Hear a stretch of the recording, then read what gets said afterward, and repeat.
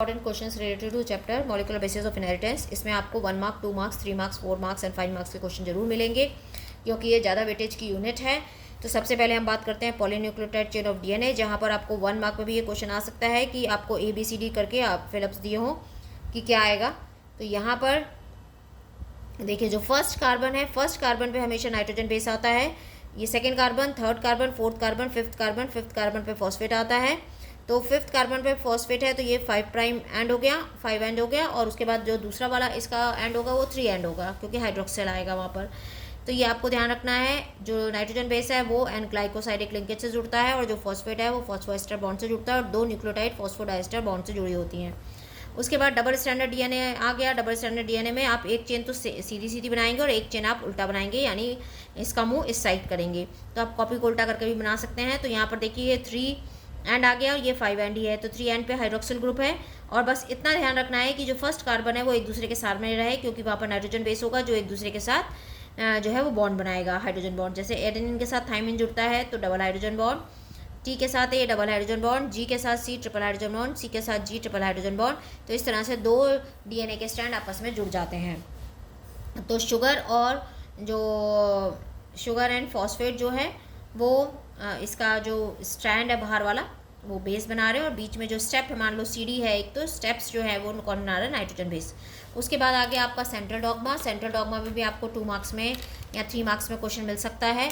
Central dogma में क्या बोला जाता है कि जो इन्फॉर्मेशन है वो 1 molecule to another molecule pass on होती है।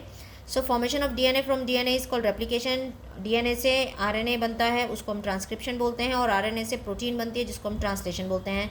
सो कैसे आप याद रखेंगे, डॉक्टर्स रिकवर्ड पेशेंट्स, डॉक्टर से डीएनए, रिकवर्ड से आरएनए, पेशेंट से प्रोटीन। सो ये इस तरह से पास ऑन होती है। ये 2 मार्क्स 3 मार्क्स में आ सकता है। उसके बाद न्यूक्लियोसोम। न्यूक्लियोसोम में यहाँ पर ये हिस्टोन प्रोटीन है। H2A, H2B, H3 and H4 के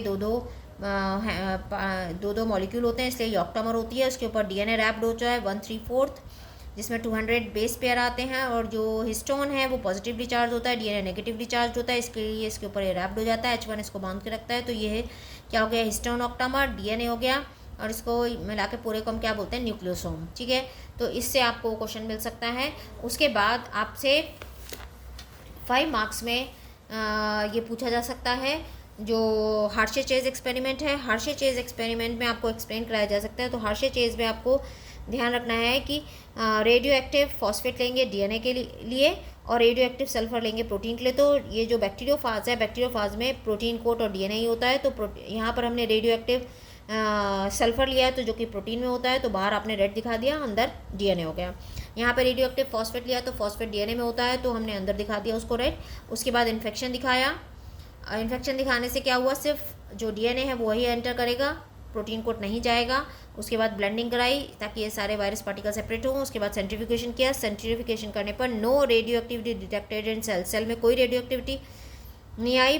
no radioactivity detected in supernatant. No radioactivity detected in supernatant. Supernatant में कोई रेडियो एक्टिविटी नहीं थी, बट ये गलत लिखा हुआ है यहाँ पे।